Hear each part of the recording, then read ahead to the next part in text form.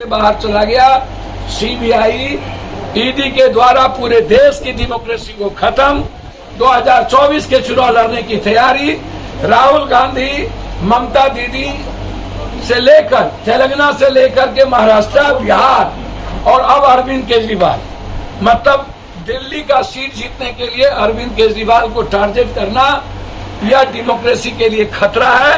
इसीलिए हमारी पार्टी पुलवामा की भी सर्वोच्च न्यायालय से जांच, हमारी पार्टी पूरे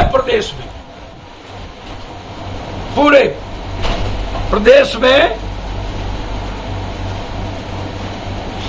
धरना का कार्यक्रम, पहले हम पटना में 1 दिवसीय धरना का कार्यक्रम इन तीनों मुद्दे पर कि हमारी सरकार चीजों को वापस ले, सीबीआई ईडी के द्वारा अब नहीं चलेगा और इस लड़ाई की शुरुआत हम सभी विपक्षों से मांग करते हैं कि एक साथ होकर लड़ें।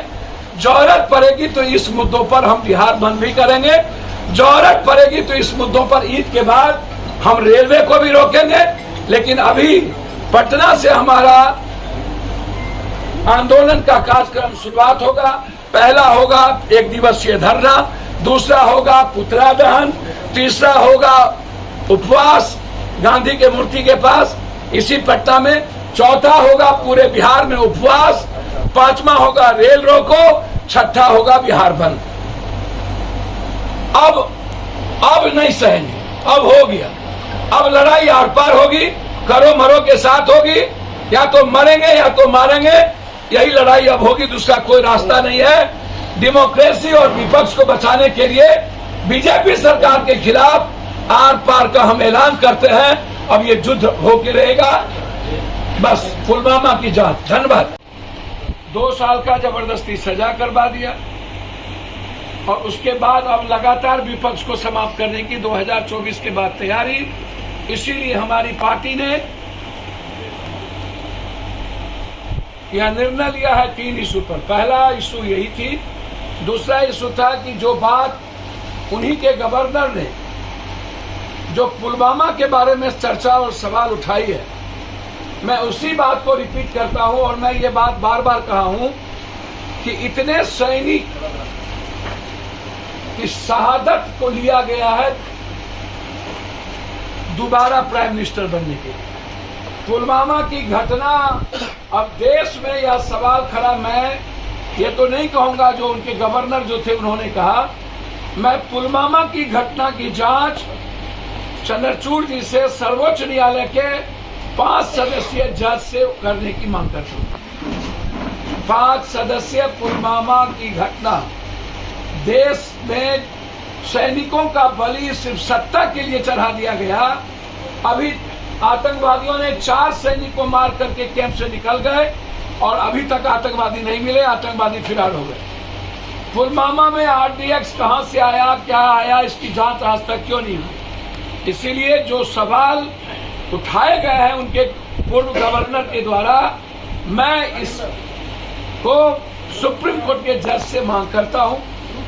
तीसरा, आग्रह करता हूं नीतीश कुमार जी से, जो एसटीटी, टीईटी, इन सारे नियोजित शिक्षक के बारे में जो निर्णय लिया गया, मेरा आग्रह है कि आप सभी नियोजित शिक्षक, टीटी, एसटीटी, सीटीए, सबके के लीडर को, 4 आदमी को बुला करके आप वार्ता कर लेते और तब नियमावली की कोई बात करते तो सबको समझ में आती। मैं चाहता हूं कि एक बार पुनः नियमावली पर सरकार को गंभीरता से विचार करना चाहिए।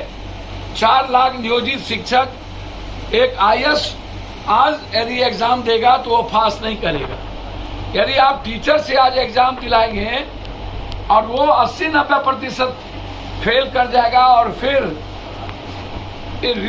ये सेंटर जहाँ जाएगा ऑनलाइन, या सेंटर जहाँ होगा ऑनलाइन, सबसे बड़ा घोटाला।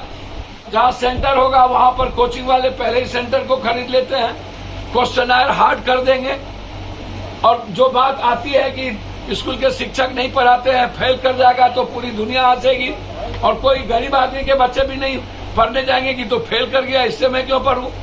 तो आप इससे तो 4 लाख जो नियोजित शिक्षक है उसके सम्मान पर पड़ेगा ना।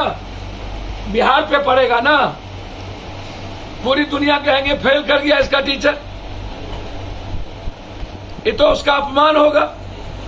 और आप कह रहे हैं पास करेगा तो नियमित हो जाएगा, और जो पास नहीं करेगा तो नियोजित शिक्षक बना रहेगा। तो हम तो जानते हैं कि 80-90% लोग पास नहीं करेंगे। जो क्वेश्चन दीजिएगा आप, आज जो हालात है उसमें आप तो जो ये रिटर्न एग्जामिनेशन 20 साल पहले आप कोई निर्णय लिए होते, या इस सीटीए टीईटी बीटीएट ऐसे एग्जामिनेशन के पहले आप निर्णय लिए होते रिटर्न, हम रिटर्न एग्जामिनेशन का यूपीएससी की तरफ स्वागत करेंगे। चुप रहना इससे बेहतर है गोली खा के मर जाना। लेकिन जिस तरीके से लगातार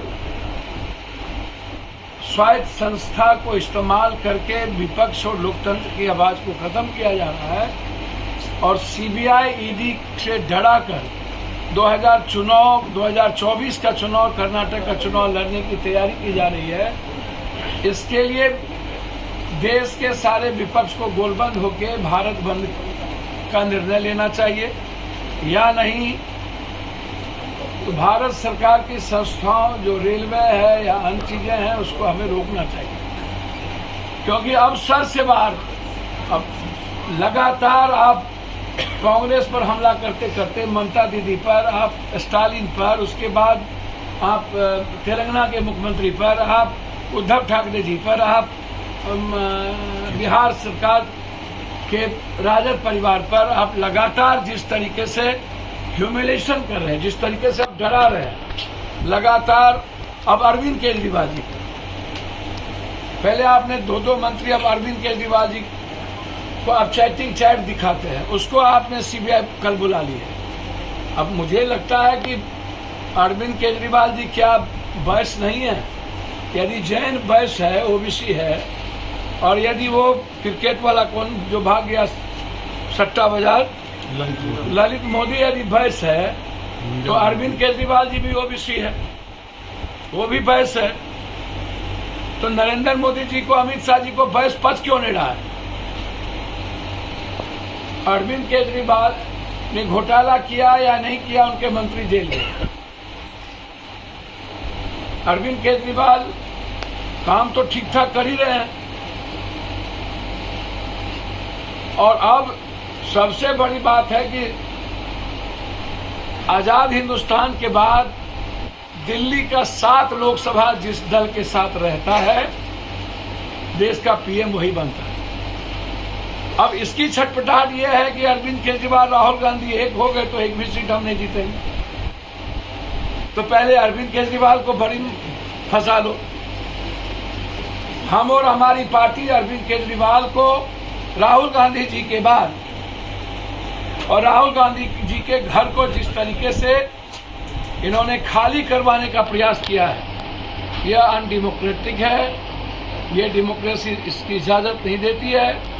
इस तरीके से कोई भी संघीय व्यवस्था में संस्थाओं का, लोकसभा का इस्तेमाल कर